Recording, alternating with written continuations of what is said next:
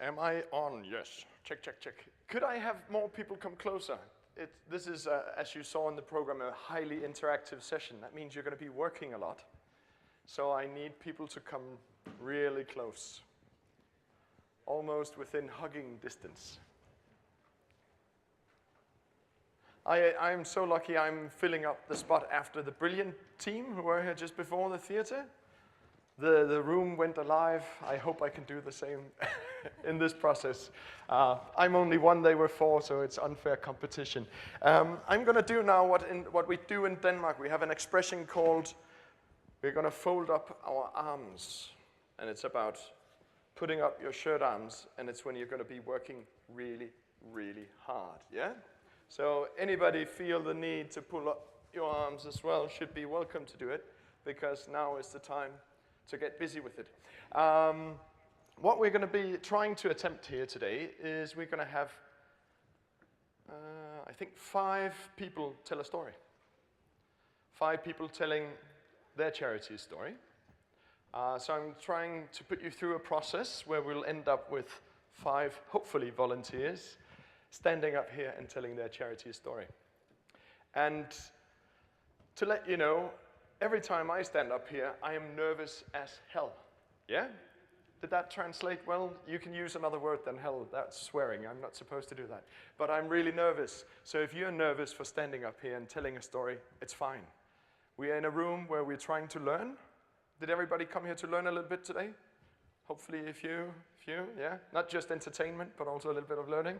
Good. So when you learn, one of the most important things you can do when you're learning is make mistakes.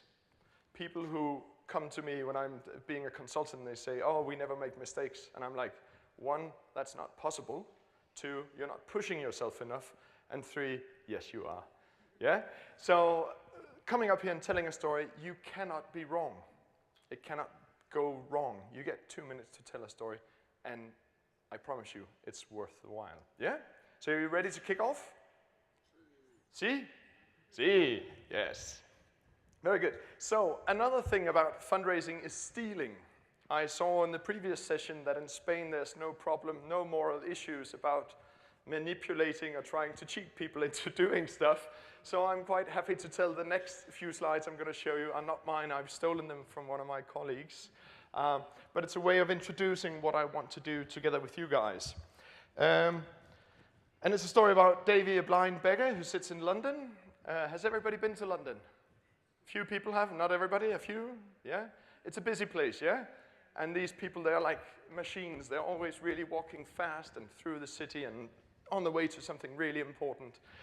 Davy, he sits on his cardboard box there and begs for money, yeah? And the way he does it is, he sits the most of the day, and he has a little tin in front of him, and people walk back and forth. So since he's blind, he can't see the people walking back and forth, but he can hear the sound of their footsteps going. You hear low, low, high, high, low, low, low, as they walk by. And he has a prompt, a utensil that he uses to tell, you know, why is he sitting here? Why does he have a tin? It's all about, I'm blind, please help, yeah? So do you all know what that sign means?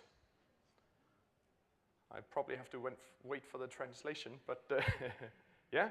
It means give me money, yeah? Good old-fashioned fundraising. I'm blind, please help. So Davy's sitting there all day, and suddenly this young woman comes by. And she picks up the sign, looks at it, turns it over, and writes something on it. She puts it down again, and suddenly when people walk past, they start giving money to Davy. It's a miracle that happens. They put money in the tin, more people do, and Davy is actually a very happy man that day because there's a lot of coins in the coffee tin he's got there. So later in the day, the young woman comes back, and he asks, what did you actually do? What happened? The people have been giving money all day, yeah? You would, as a fundraiser as well, one day money just comes in, you'll be like, what happened? What changed? Maybe it's like a testing matrix we heard about early on today. She says, I wrote the same message, but in different words. Previously it said, I'm blind, please help. And what she wrote was, "It's a beautiful day, and I can't see it."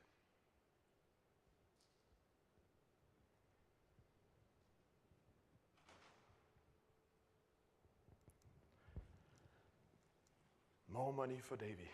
A happy story. So the point of the whole story of collecting more money for Davy was about changing a few words, and it changed his whole world. Yeah? A real story. See, I can't disclose this. I've stolen it, so I have no idea where the origin is. Yes, but it's a very good story. And what I've seen again and again for many charities is when you start working and retelling your stories in a new frame, you can actually transform yourself and the fundraising you do. So, just back to some basics. Why do we communicate? To stimulate action. Fundraisers, they want people to give money. And was everybody in here yesterday? Because then there's some details I don't have to go through. Hands up, who was here yesterday? A few? Yeah? All right, good. So we had a need for money for Davy, and there was a rational solution giving money. But in between there, we need, what I was talking about yesterday, was the emotional engagement. We have to make people feel something to actually do something. Everything we do in our lives, we do because we have emotions that make us do them. Then we think about them afterwards. My personal favorite is, I so often in my life go like, I was very smart when I did that. I'd done something brilliant. I was very smart. I wasn't. I was just feeling my gut feeling that this was a good thing to do. And afterwards, I went rational and said, there was a good, smart, rational solution. So the emotion helps us do things and make us do things. And in many charities, we have a tendency to talk about details. A little hint on the session before. I would, instead of start saying what they should be doing, I would be asking them, what would they get out of doing this? Imagine the director being the biggest charity on this area. Imagine the program officer suddenly taking care of so many more women and children. So making it engaging for them, what would they get out of it?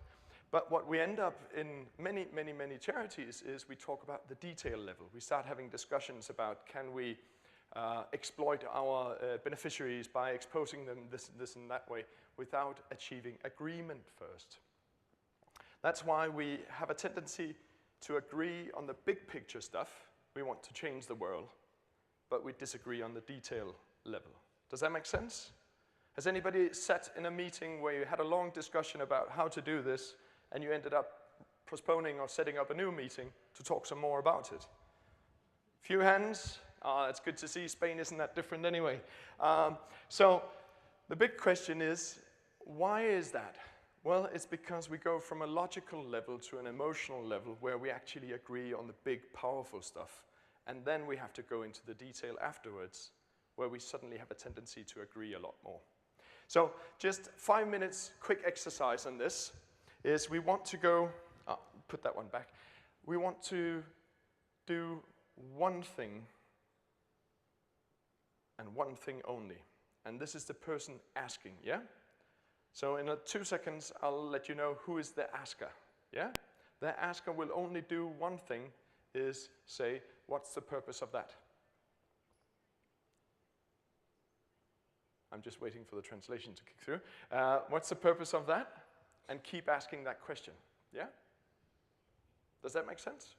All right. So in twos, so you would be 2 people, and you get to choose who's the asker, yeah? And the other one has to respond on the asker's question, yeah? And what I'd like the answer to say is, why do I work in this charity? Yeah? Does that make sense? You're on translation, right? Yeah? Can you give me like a thumbs up when it's gone through? Because I need to get that working together. Very good. So twos, can you put people yourselves in twos, please? Groups of 2. Yes?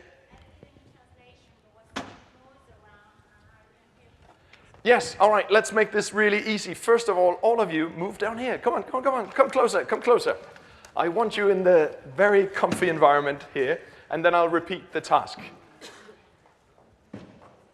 And this was not meant as punishment for asking a question. There you go.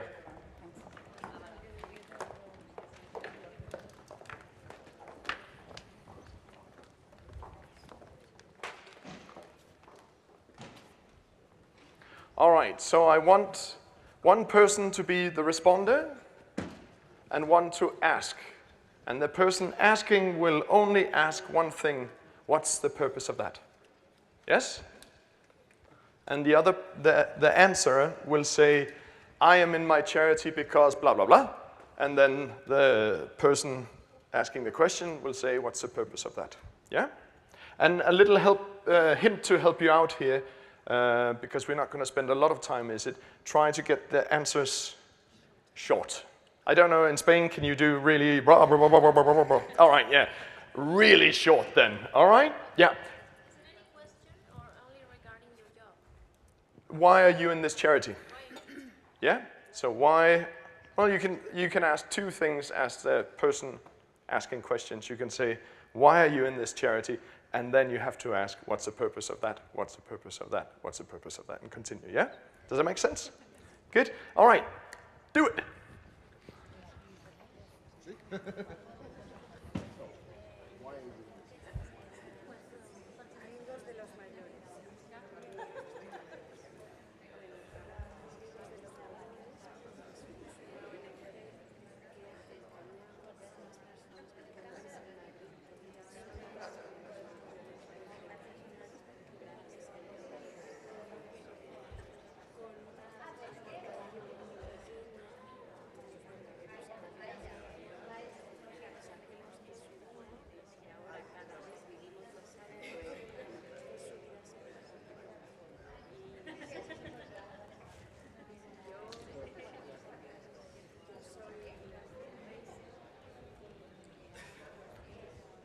Very short answers.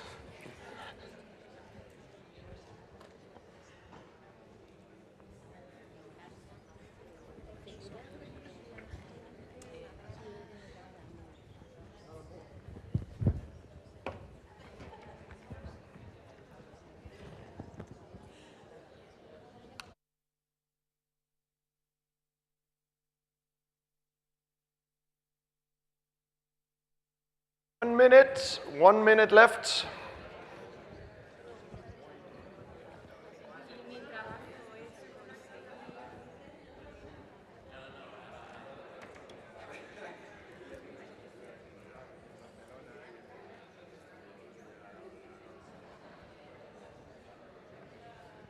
Ahí está. 20 seconds.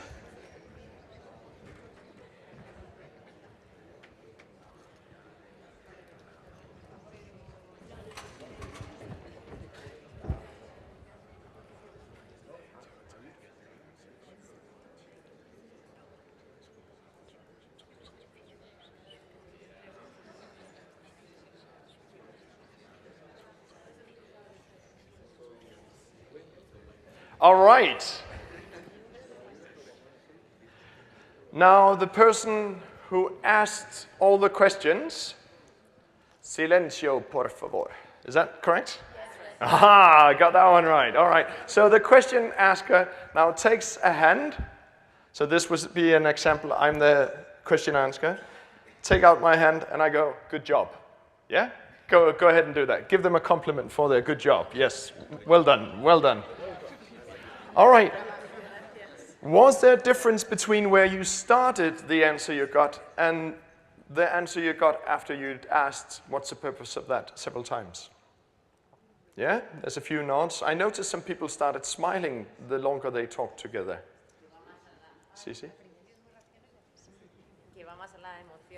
Oh, yes, there was emotions in there suddenly. Oh, I don't need a translator. Just say emotions. I understand that. Yeah?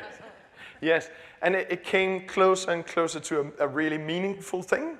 It's more inspirational. We move up. So, yeah. Do we have a mic service somewhere? Oh, your mic. Oh, yes. What I liked is she said, I help people to give love to others. Thank you. Wonderful. So we're moving up to a different way of telling our story. Actually, we can stop now. That's where we're going. No. All right. So we want to get up to that inspirational place because that's inspiration. I want to, create love in the world we live. That's a wonderful thing to do rather than do logical framework or Gantt charts or Excel. Even though it's exciting, I would prefer talking about making love. So normally in fundraising, again, we would try to create some anxiety that you want to do something, inspire them, and then give some money. So what's inspirational? Good old story. It's been used in mercantile motivational theory for many, many years. Probably some of you know it. Notre Dame, France, yeah. Built, it took, I don't remember the exact amount of years, but it's 200 and something years it took to build the thing. That means the person who started building it would never see it done. And at that age in time, it would probably be 3, 4, 5 generations later on, it would be finished. So what made them come to work? And they asked the worker. They didn't interview them. They didn't have microphones back there, but they went around and asked people why they did this. And there was one group who said, I'm carving a stone block into shape.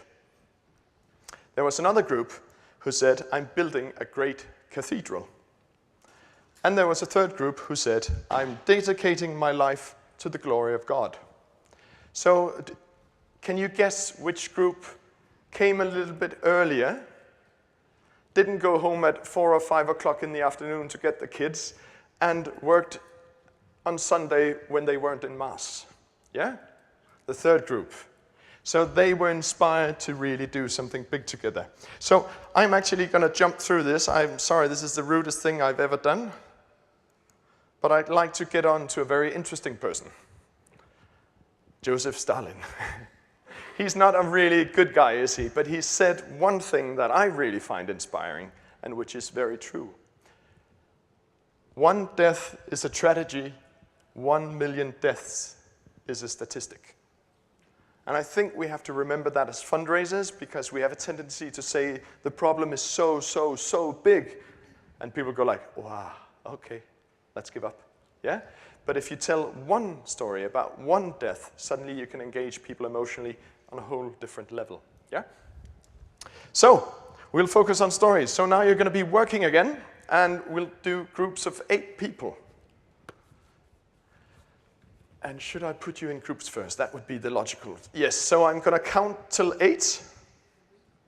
Maybe in Spanish, I don't know, but I'll try. No, that'll be too confusing. And then I'd like group number 1 here. Group number 2, 3, 4, 5, and 6.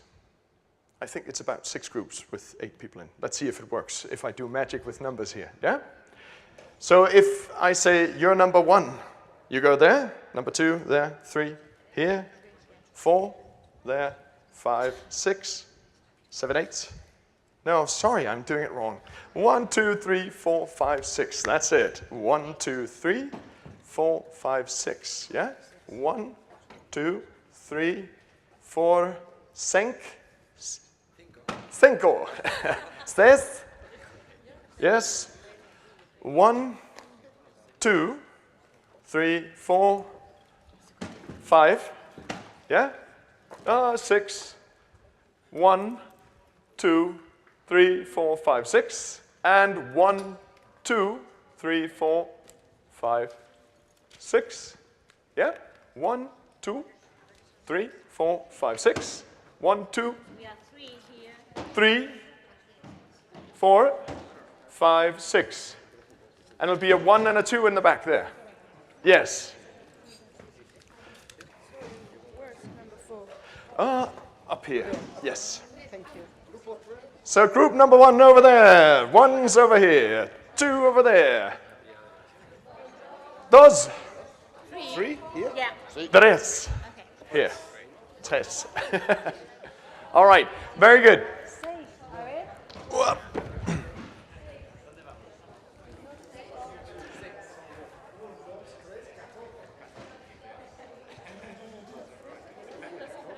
All right, so now to give you your tasks, please silencio por favor again. This is really people management skills in a higher degree. Tres. 4 is there. 4 is there. 5 and 6. 6 is up there. 6. 6. All right, so we've got them in order. 1, 2, 3, 4, 5, and 6. Yeah? Good. So your task now, and sorry to stress you a lot here, is you got 15 minutes, the whole group, for each person to tell a story of why they work in their charity. And you have to choose one.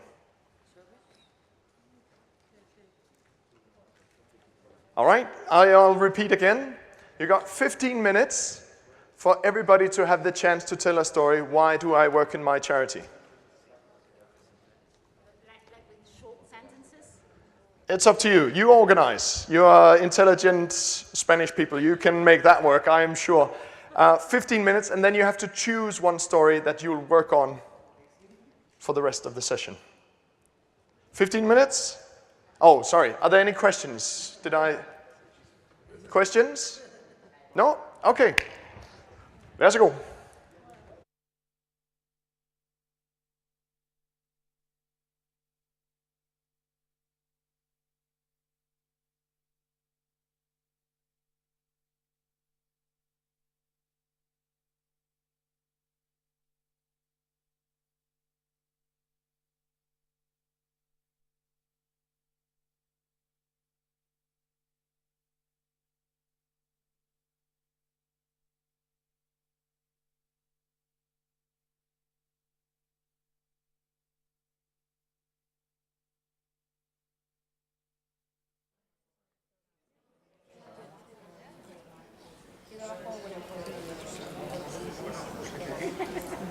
La verdad es que el trabajo un poco realmente porque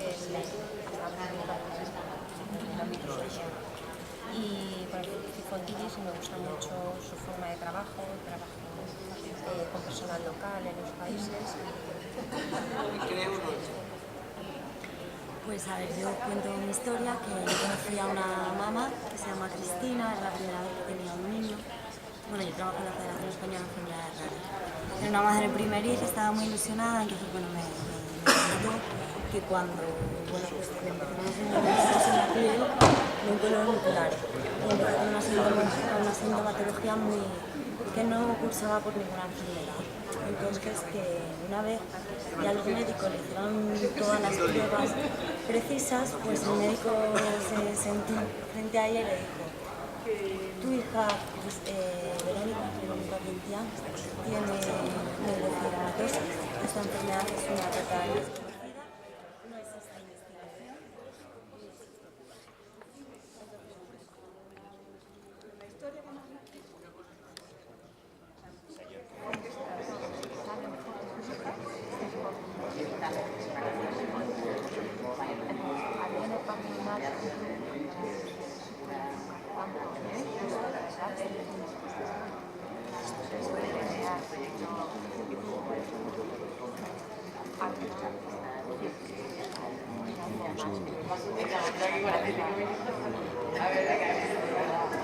Si está el auto, guay.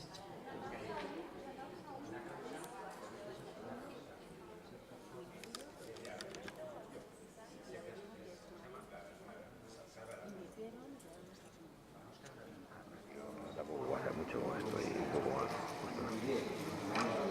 Bueno, una historia personal, porque yo cuando acabé la carrera me fui a Perú, viví 4 años ahí, trabajaba en Piura en una zona del norte, y ahí trabajaba en la universidad, nada que ver con comunicación, y conocí a la señora María, que era una señora que tenía una tiendita cerca de mi casa, que era una tiendita de estas, que comías, pagabas un sol, y te daban un plato de comida, y conversaba muy bien con ella, y la señora María dice: "Eso va muy mal". Para mí es muy difícil porque solo llevo un mes trabajando. Sí, yo no sé, pues el automático, no sé por qué ahora está funcionando bastante bien, no sé por qué ahora. Con lo cual, más difícil todavía. ¿Decides por qué trabajas?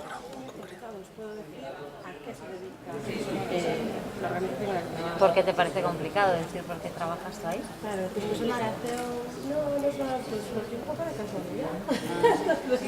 Os cuento lo que hacen ellos y que me parece una causa acompañante, ¿no? Es una entidad muy pequeñita que nació hace 13 años en una zona rural de Galicia que no tenía ningún tipo de centro que tuviese personas con desarrollos intelectuales y surgió de la necesidad de varias familias que no tenían cómo atender pues, a sus hijos, a sus hermanos, muchos problemas, sin ningún tipo de calidad de vida ni para ellos ni para la gente con problemas, y se creó esta entidad que al principio era algo muy rudimentario y poquito a poco y con mucho esfuerzo algo que ha sido un camino muy largo.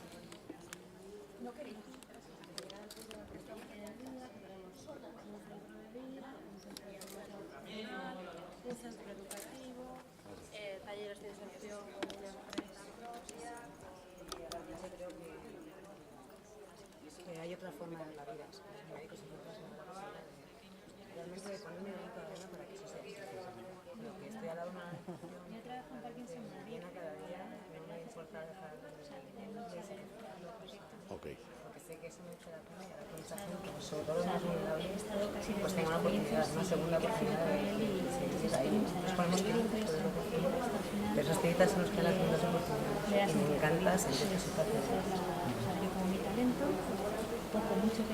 Bueno, pues yo soy Quique, trabajo en una fundación de personas con discapacidad intelectual en el campo y bueno, yo creo que la oportunidad que me genera mi trabajo es aprender de las personas con discapacidad que están dentro de la escala de valores. Y luego luchar por un tema que también está como muy alineado, ¿no? Con mi escala de valores. Dar oportunidades, o en este caso nosotros somos muy dependientes, es dar, intentamos conseguir que tengan el máximo número de apoyo para que puedan llevar su proyecto. Voy a hacer un generalito desde el escenario y vemos un poco el ambiente. Mira, ahí tenéis al profe.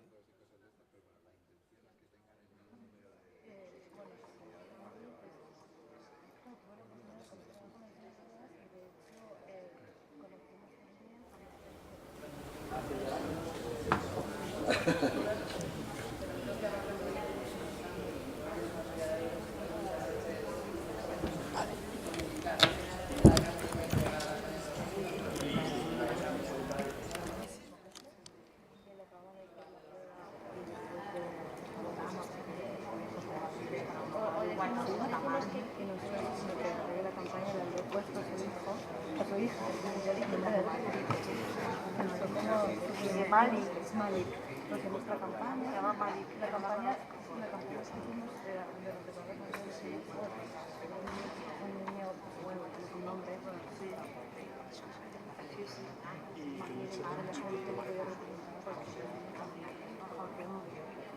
Que sí, podéis decir a los de arriba que ahora el micro. All right, we are halfway.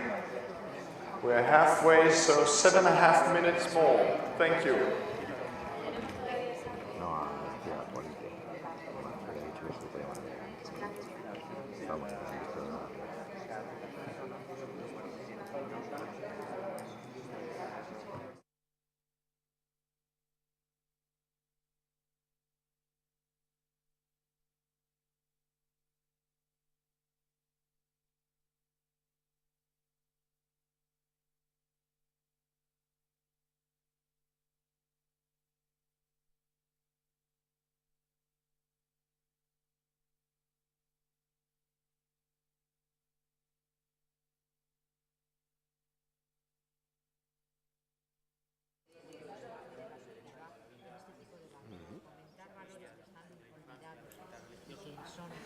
Y bueno, yo he cambiado de vida completamente, porque yo me dedicaba al desarrollo de negocio de las organizaciones, me iba bien, ganaba mucho dinero, tenía una gran proyección profesional y soy para estar más joven. Y entonces llegó un punto en el que dije, contemplo mi vida así, el resto de mi vida así dentro de 10 años, dentro de 15, dije, voy a ser el hombre más feliz del mundo, porque a mí lo que me gusta es lo que hago después de que salgo. me surgió la oportunidad, gracias a Dios, ayer cuando que esta alguien chica se por el camino y me dijo, oye, ¿y a ti te que se dedica pudiera ser, a la inversión, podría llegar a ser ayudar a estas familias, ¿no? Familias solicitadas, a la inversión sobre todo, a temas más bien pues de que hacen con su dinero, pero al final la financiación está cargado de valores este tipo de reuniones porque en realidad lo que estamos no es queriendo ganar dinero beneficio por beneficio, sino para una aplicación social clara de... Al final es invertir, ¿no? Invertir en estos proyectos más grandes.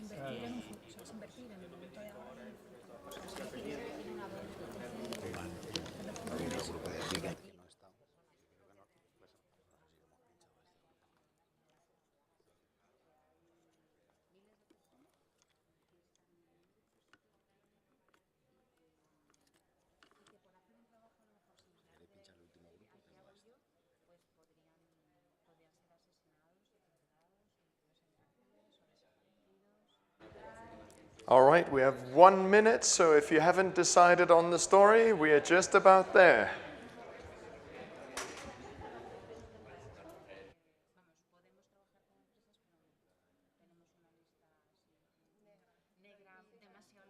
Es como tan complicado que es más fácil lo que sí, efectivamente, al final es mucho más fácil, también porque nos da una independencia y esa es una de las cosas también que a mí siempre me ha movido a trabajar en Amnistía o en Greenpeace, porque también y siempre que fuera de denuncia y que tuviera una independencia para poder trabajar allá donde fuera necesario, donde la organización considerara necesario.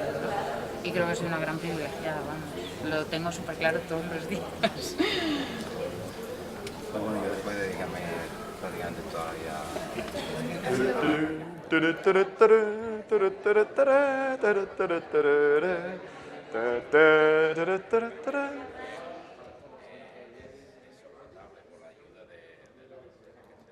1 minute warning.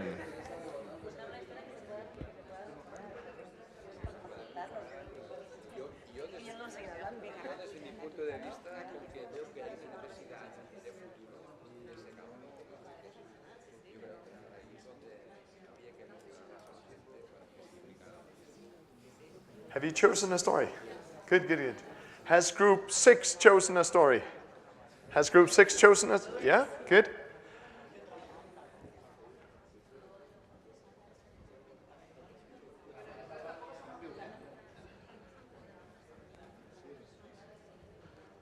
Group number 2.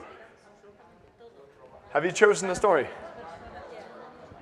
Okay, we have to get back in the room now, so you have to choose a story. The ones who didn't, sorry. Sorry. You have to choose a story now, because we have to continue. Sorry to interrupt, but time is up. We have to get back, yeah. So if you haven't chosen a story, choose one now. No, that's it. You had the time, sorry. All right, sorry to interrupt. Have you chosen a story? No, no. All right, choose one now because we are continuing, yeah? Good? Yes. All right, and this group? Have you chosen a story? No. 1 minute. 20 seconds. 10 seconds, all right. 10 seconds and we're back in the room, please.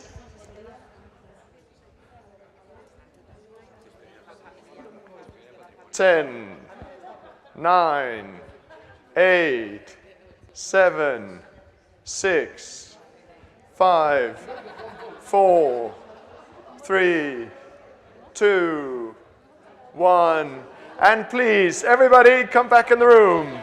Please come back in the room now. All right. All right, we have a story here in group 4. That's good. You're ready? You're ready? All right. So, sorry, you guys, the rest of you. You guys, choose? Choose? You've chosen? No? Okay. Votes. No, we're finished now. You don't have a story, you don't get a story to move on. That's a game, yeah?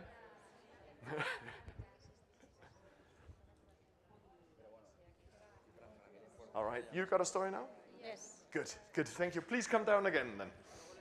But you can sit in your group because you have to do a few more things.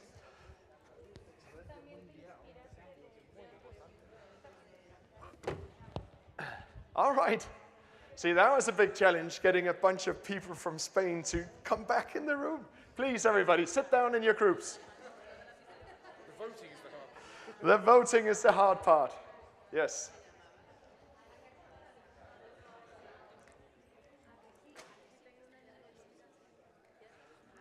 Very good. So you've chosen a story, which is wonderful.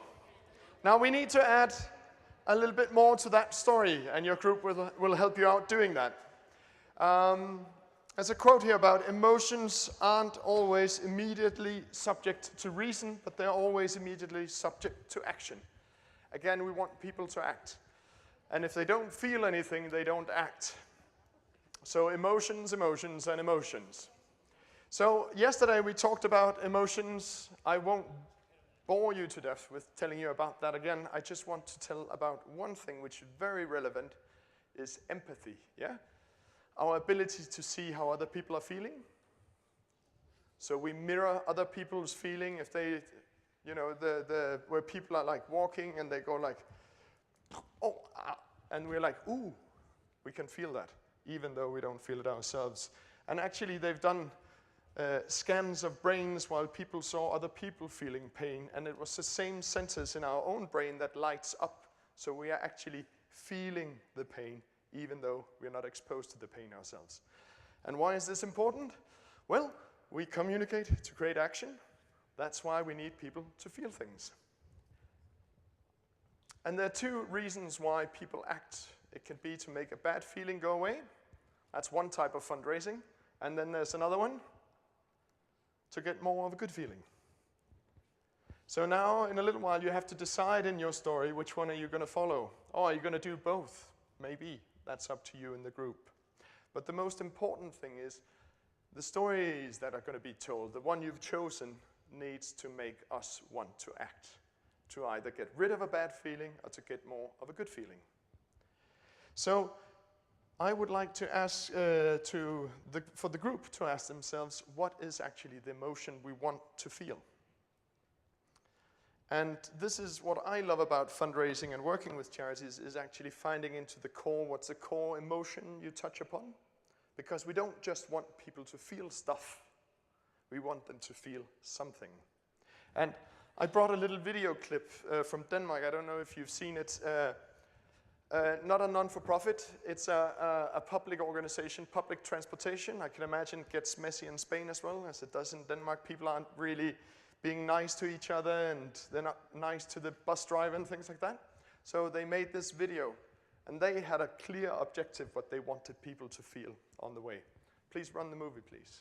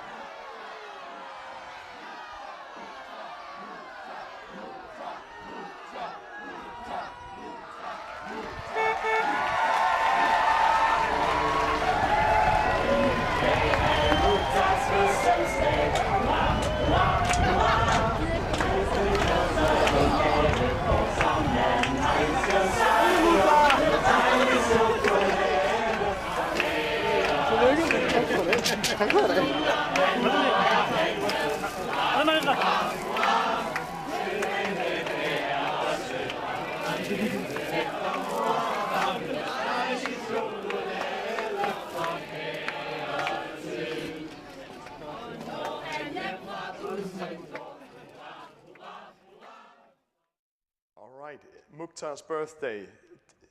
Does anybody have a guess what the feeling they wanted you to feel? Any guess? Yeah? Sympathy? Yeah? Happiness? Yeah? Did you feel any type of frustration at one point?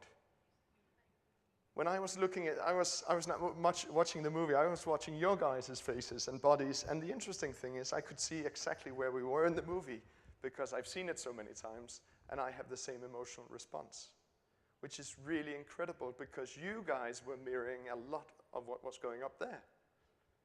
So when we tell stories, we're not just telling stories, we're telling stories with our bodies and our visuals, and we can also experience that together with people. So finding out exactly what emotion do we want people to feel, yeah? So 5 minutes task here. I'm stressing you guys, I can feel that. So 5 minutes, we can't do more than that because then we won't be able to do the whole program, yeah? So 5 minutes, find out what are the emotion or the emotions we should feel after hearing the story you've chosen. With the groups, yeah? Did that make sense to everybody? But okay, yes. So if you have a story and you say, we want people to feel sad when I tell the story, all right, then you'll tell the story in a very sad way. If you say, I want people to feel angry, it'll be, and happy, it'll be another. So the whole point of this exercise is to hone in on one emotion, that's your choice. So when you communicate, you're sure that that's the emotion you're trying to get other people to feel. Yeah? Good? 5 minutes? Yes? Oh, sorry. We've chosen, yes.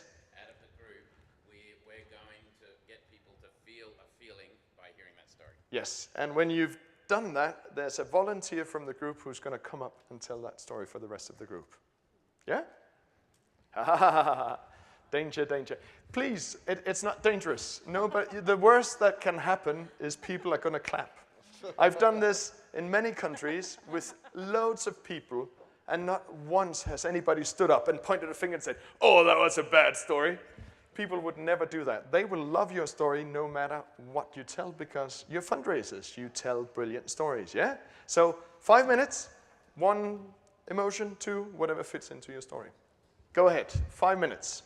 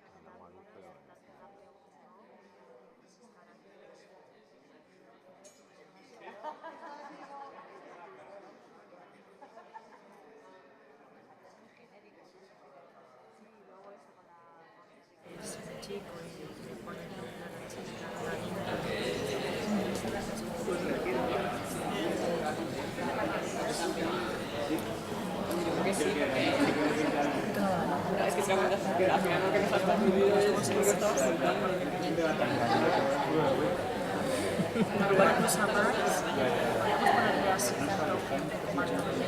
Sí, lo he notado.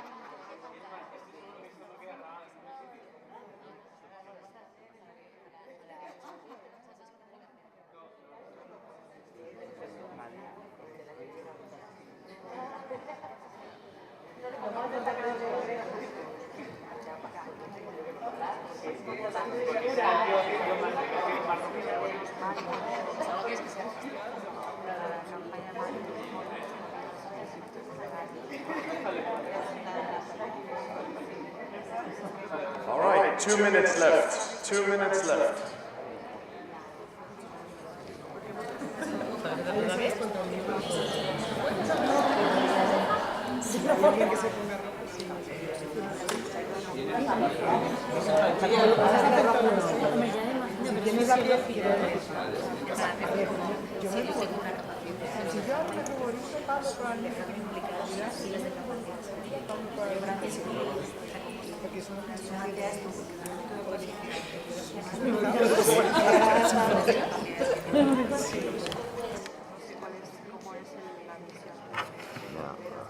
Ahora va, podría dar.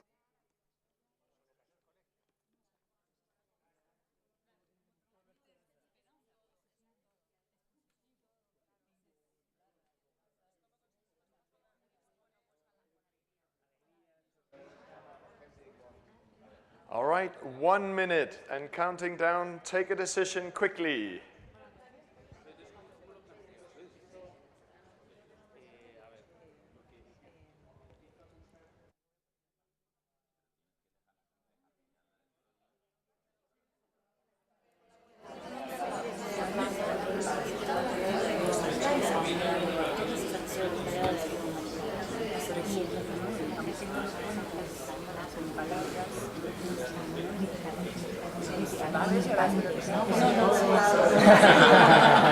No, voy a llorar. No, dime.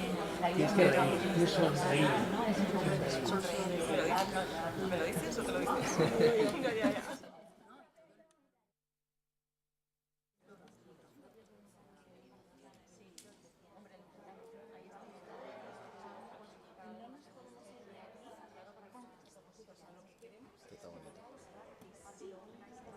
All right. So, an emotion has been chosen. That is very good. And the big question is now, does every group know who's telling the story? All right, so we have group number 3 has a person. Group number 1? 1. Group number 2. Do you have a person to tell the story? You have one person? Who is the person? Ah, very good. Ah. No problem. You can do it in Spanish. It's not for me, it's for you guys, yeah? Group number 4. Yeah, you've got an emotion. 5's ready. 6. How's 6 doing? Do you have a person? Yes, person. And you know what magically happened? We suddenly got a group number 7. Scusi, everybody please. Silencio, por favor. All right. And group number 7, do you have a person? Yeah? Oh, no, not yet, but just you have the person. Very good, very good. So now you have a story. You have a story, and you know what you want people to feel. Let's try this. Everybody who can go silent and put a hand up, please. Please help me out. A hand up and be silent.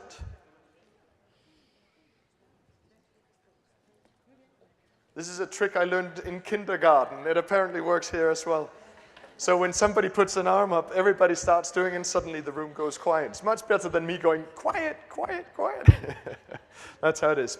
All right, the reason why we're doing this exercise, or why I find it very, very interesting to do, is that a lot of people go through an emotional fundraising masterclass or a session, and yeah, emotions are really important in our work. And then they go back to work, and they say, ooh, so how do we actually do this? How do we get more emotions in our work? And yesterday, Amnesty International, the case I had there, we went to a cafe and told stories to each other for a whole day. So it's about taking time out and sitting down and start telling stories to your colleagues. You have so many wonderful stories in each charity. A donor story, a beneficiary story, a job story of a fundraiser. You have so many stories, but you have to remember to keep sharing them. Yeah? So a lot of the places where I help out charities, we put in 1 hour every 14 days where you have to sit down and tell stories to each other. Because if we don't, we forget. Yeah? Does that make sense? So when you go back home, put in a 1 hour meeting and people will show up busy with their schedules and da-da-da, and you'll say, put it away. Now we're just going to tell stories. And the best way to get people to tell stories is by telling stories yourself. And that's why you have been working on a story today. WSPA, we did some work with them. It was the Danish office. The English office had kind of a theme that said, we sell powerful anger, WSPA, because for them it was very much on donors giving because they were mad at the person hurting an animal. Yeah, they wanted to stop the abuse, the abuser, the human being. They tried to introduce the same way of thinking in Denmark, but in Denmark they said, no, no, no, we are a very special country. We don't want to do it this way. We want to do it a different way. So we went through a process of telling a lot of stories, and what we ended up with was, what if you were there? After a lifetime of torture and abuse, Freddie needed so many things. I started by buying him a tree.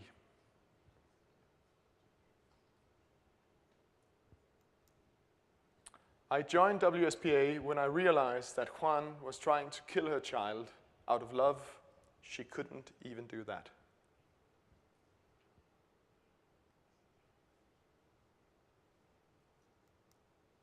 Star's will to live had been cut and drained out of him over and over again, so it is me that has to fight for his life.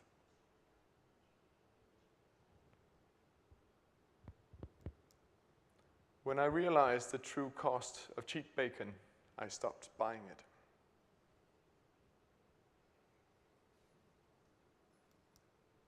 I never thought I would wish that a puppy would die. Its screams did eventually stop, but they're still with me today.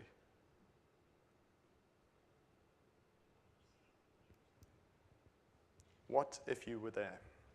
And they started telling stories, different stories, but all with the same theme, what if you were there? Yeah? So, George Bernard Shaw, wonderful. I'm sorry this letter is so long. I didn't have time to make it shorter. He's done the most brilliant story, 6 words, a start, a middle, and an ending. It goes, baby shoes, for sale, never worn.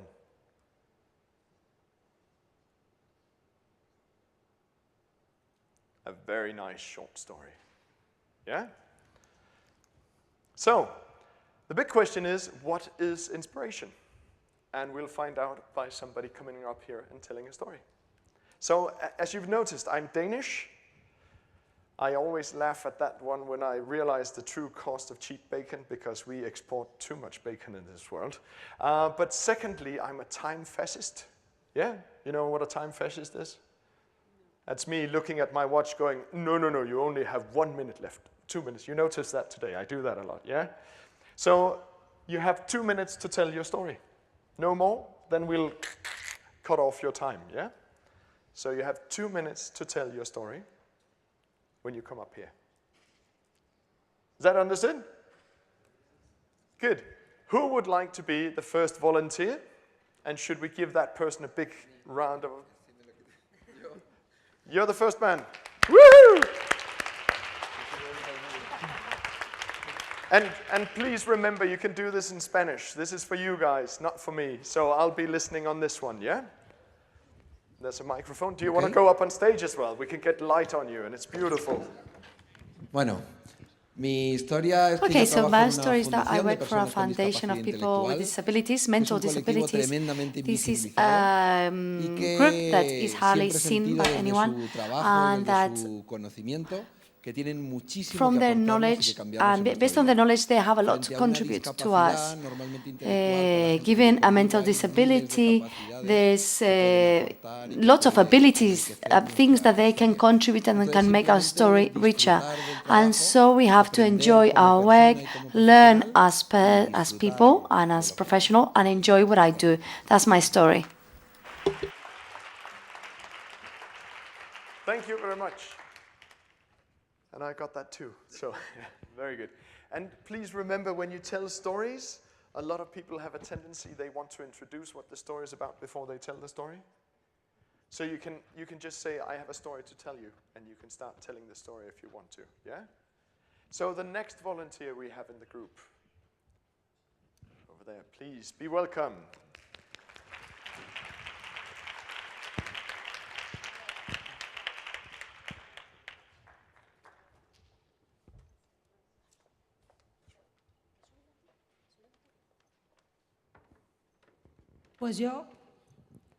I'm going to tell you a story, my story. I work for a foundation because what I want is to make the world better, enrich it with values and human beings. What we do in our association is to fight against children poverty in Spain, because nowadays 2.2 million children in Spain still do not have their basic needs covered. Many of them do not have access to electricity, books, food. They don't know if they're going to eat tonight. And what we do is we help them come out of this situation through education.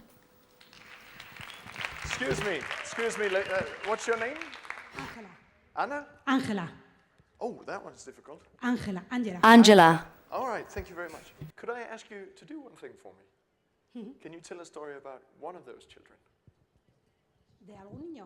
Just one. One child you've met. There's many. Just one, your favorite. What can I say? I can tell the story of a boy who started with us, worked with us 4 or 5 years ago. He started with us because things were not going great at high school. He joined one of our basketball teams. He started liking it, having friends. He started to improve educationally too. And today that boy is working with us as an educator, leading a basketball team, just like he was. Thank you very much. I love the stories about individuals, because that guy I want to help, not all the ones, but that one person. And, oh, we're getting a cue now. That's wonderful. It's getting on. All right, I won't say anything. Let's go. Yes, please come down. Another hand. Woo!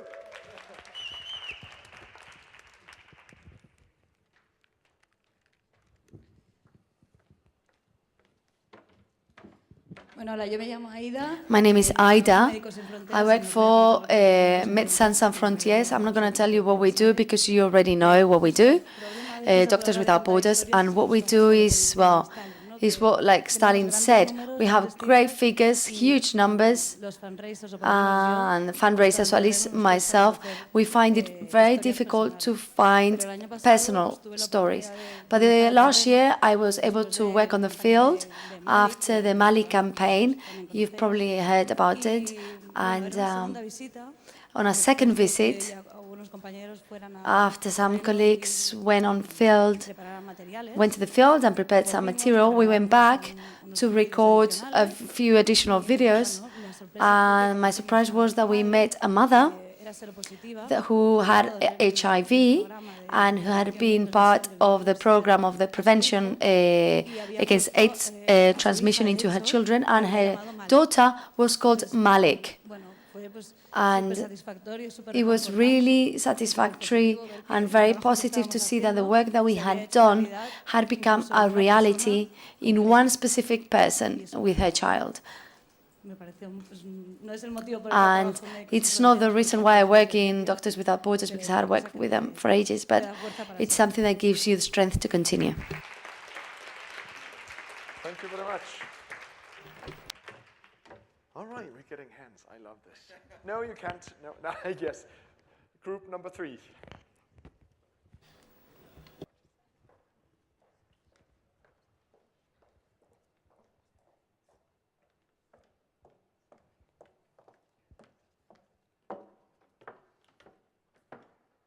I'm going to tell you the story of APC Pandora, which is an organization that I founded in 2002 and that I head, and I've devoted all my life since then to it.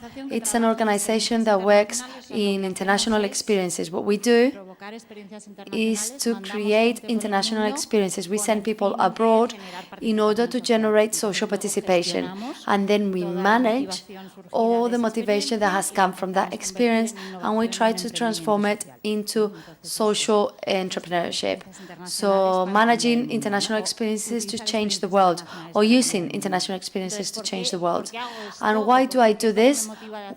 Why do I work doing this? Well, I'm international myself. I was born in the US. I'm half French, half Spanish. I was brought up in Spain in a very closed-up environment because after Franco, Spain was very closed up, and I felt really badly because I felt that I was different, but at the same time I knew I had capabilities that came to me and that I could do better. And little by little, when I created IPC Pandora, I realized that everyone that was coming back from abroad had huge capabilities and real desire and had empowered. They were so empowered that they could transform their small world around them. So the organization is a personal history of overcoming difficulties and making the most of an international setting. That's all. Thank you. Very much. You guys, I'm sorry, I've been too much of a time fascist on you. Everybody's been below 2 minutes. It's all right. Yeah, I'm sorry. I apologize. I was too harsh there. Group number 1. Yes, go ahead.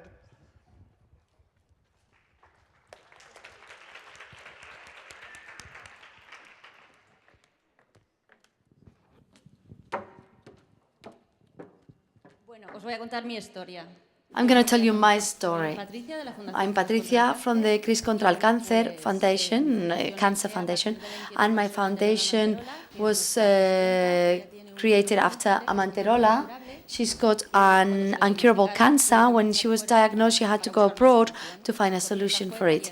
And it turns out that when she went abroad, they told her she had to come to Madrid, back to Madrid, to look for a solution and cure herself. So she came back to Madrid, and she was part of a clinical trial, and today she's still alive.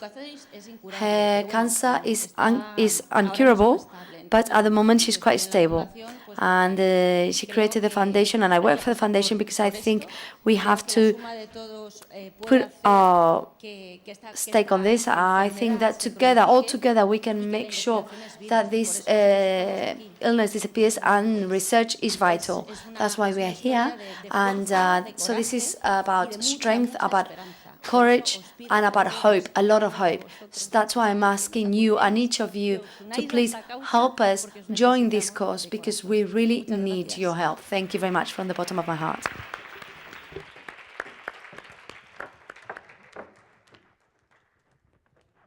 Thank you very much.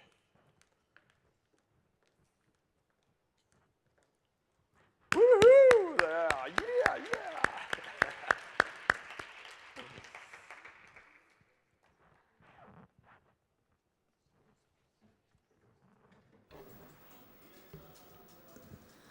Hola, soy María y trabajo en la Hi, my name is Maria, and I work at the Spanish Foundation of Rare Diseases. The story I'm going to tell you is my story and the story of many other mothers, fathers, and families who live the problem of rare diseases. Her name is Cristina. Cristina is a mother, age 30, first-time mom, and with a lot of enthusiasm to live with her daughter Verónica. When Verónica was born, she had a few problems. She had to go from hospital to hospital with different symptoms that were not clear of any specific disease. So she had some white spots on the skin, and her mom was really worried and was trying to find an answer, a name. So for 1 year, she went from hospital to hospital across Spain. No one could say what Verónica had, but Verónica was not feeling well. When finally they had a name, when finally they had a diagnosis, the doctor sat in front of Cristina and said to her, Your daughter Veronica has a neurofibromatosis. This is a disease which is totally unknown to us.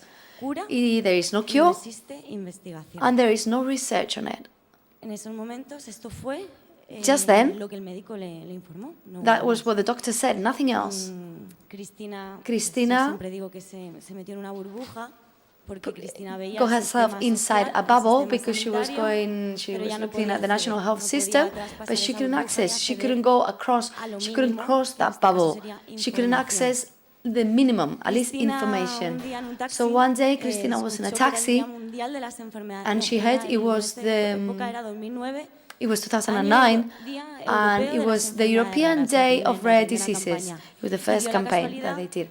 And it turned out that on the radio there was a testimony of another family that also had the same problem, exactly the same diagnosis. She realized that there were many people living with that same situation, and if that she, after that first contact with the doctor, if she had managed to get in contact with the other families, find out why those spots were coming up, why she was falling down so often, maybe back then all those times of uncertainty and happiness, she would have been able to face together. FEDER promotes that kinds of public awareness campaigns. We want to be the voice and bring together all the information and all the voices. But behind Cristina, there are many more stories. And I've managed to meet someone else, another mom, whose daughter has a rare disease. She's not here, and we are fighting for that woman now. And we will never, ever stop. And we're here to demonstrate that.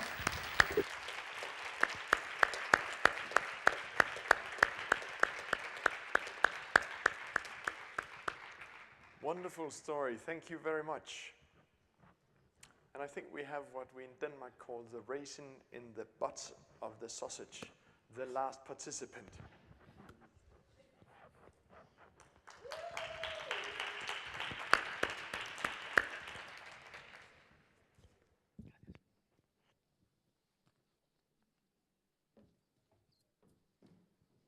Buenos días, me llamo Pablo. Good morning, my name is Pablo, and since I was very young, my family educated me and brought me up in a very strict environment. And from very young, I was asked to be the best in my class, to get the best results, the best notes. I had to play music, 5 instruments. And from a very young age, I could see that my family, my environment, and society was demanding from me a model of success that kept me frustrated. I was the best in my class at university. I had very good marks, and professionally, I lived very well. However, I saw that people they did not all live like me. When I was outside on the streets, I saw people begging. When I went to the Caritas canteen, I saw how many people had to face poverty, and I realized I lived in a very unfair world, that I had many things and people didn't, that I thought I was happy, and I thought other people were unhappy. And so I decided to be part of Hazte Oír, Make Yourself Heard, which is a platform that gives voice to citizens that live in an unfair world. We live in an unfair world, and the powerful use Spain. After doing some volunteering work, I realized also that in my profession, rather that the life that I had lived until then was very mediocre. I was only basing myself on the parameters that the consumption society demanded from me. And a few months ago, 6 months ago only, I decided to change my life. I gave up my work. I left my city. And I have committed myself full-time, night and day, to work for my platform. Because I think we need a fairer world. Because I think that we have unfair laws and politicians that are taking this world to chaos, to catastrophe, and that it's worth making an effort so that those who have no voice have it, and that those who suffer from so much injustice can actually live a better life and be happier. Thank you very much.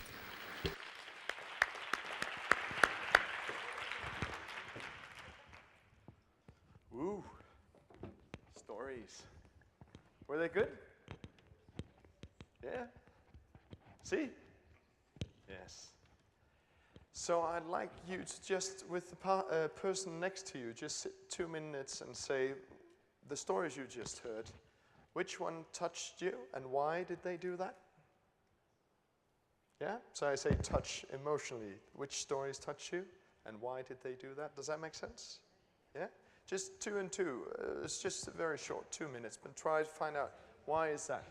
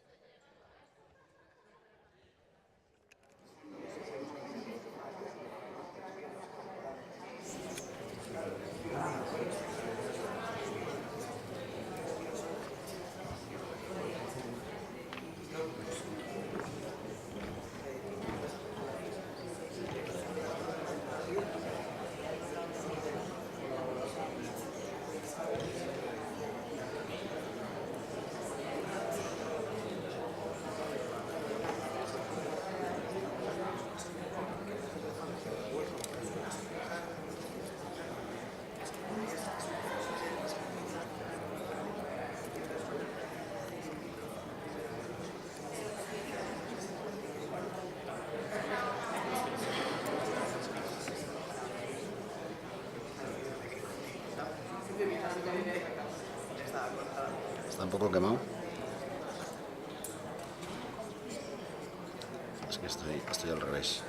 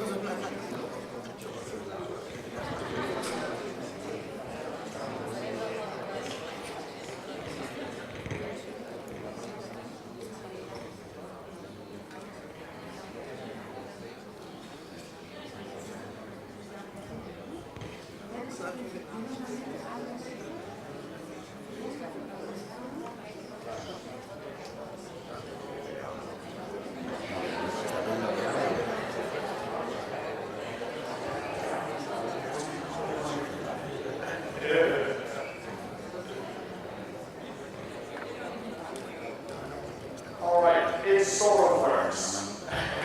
But very good. So you chatted a little bit about the stories that touched you. What are your thoughts? What were your reflections? And you can go Spanish only, I'm ready. Thoughts? Feelings? Ideas?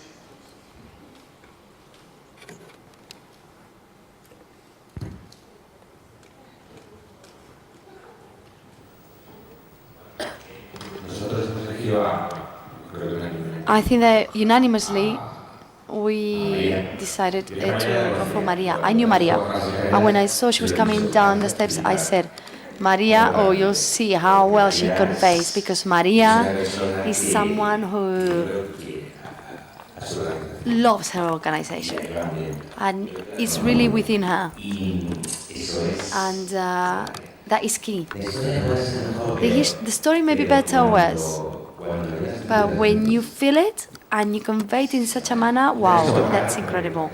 I saw her coming down, I've worked with her before. When I saw her coming down, I said to my friends, hold on to your chairs. She's coming, she is very good. Let's give a story hand there again, yes. Yo quería añadir a eso nada más. I only wanted to add something that, as well as the fact that she's very good, the fact that she's telling such a very personal story means that you sympathize a lot more. And in our group, several of us are mothers, fathers, so it makes you put yourself on their shoes and you feel as if they were your children, and then that eats you inside out. For me personally, it was the same story. That was the one that reached me the most. But what we found in our group is that depending upon the person's individual story, for example, for my friend here, the hazte oír, it was more important to him because it was something that related directly to his experience. Yeah, absolutely. Different people relate to it, but what made you relate? That's the interesting bit. Why did you relate?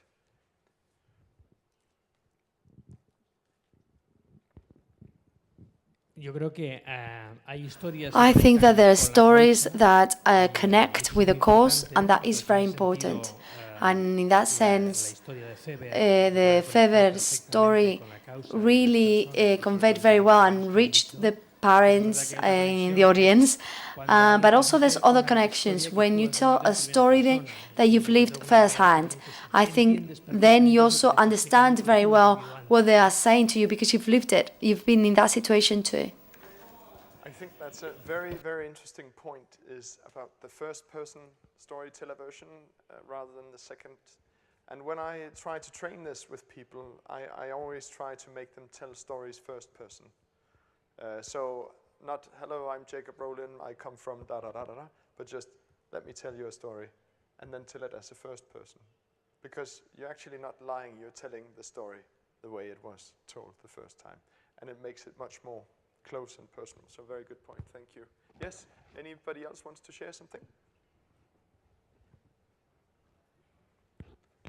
Very good. That's it? Nobody burning with one little thing they want to say? Good, I'll take this off. Because I think we just here finally touched on some of the points about inspiration, bringing the stories really close, and working with the different elements that goes into a good story. I can imagine, what was your name, sorry? Maria?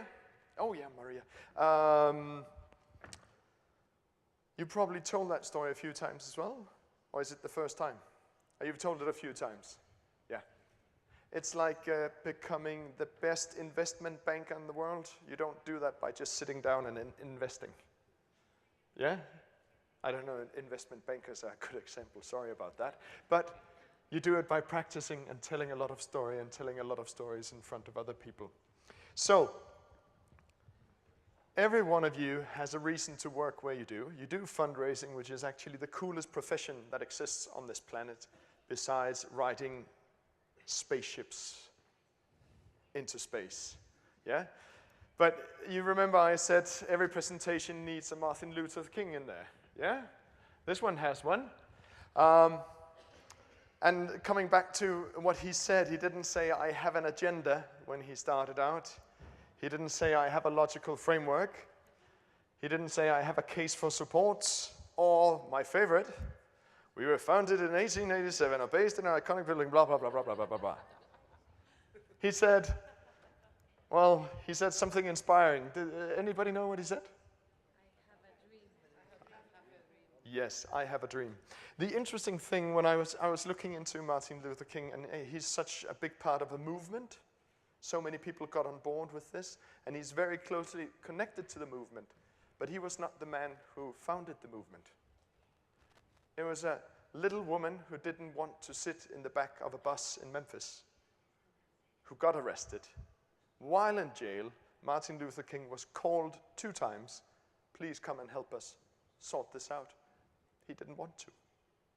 It was only when everything started boiling up and the police called him, the white police called him and said, please come and help, we need to settle it down. and 3 and 4 of his friends started calling, you need to get on board, that he came on board. And suddenly he was part of creating an iconic movement. And I think this is quite important to remember when you sit in your charity as a fundraiser. You don't have to be the founder, you don't have to be the front figure, the general secretary, wherever you are. Everybody can be a leader on promoting your cause, and everybody in this room can do that.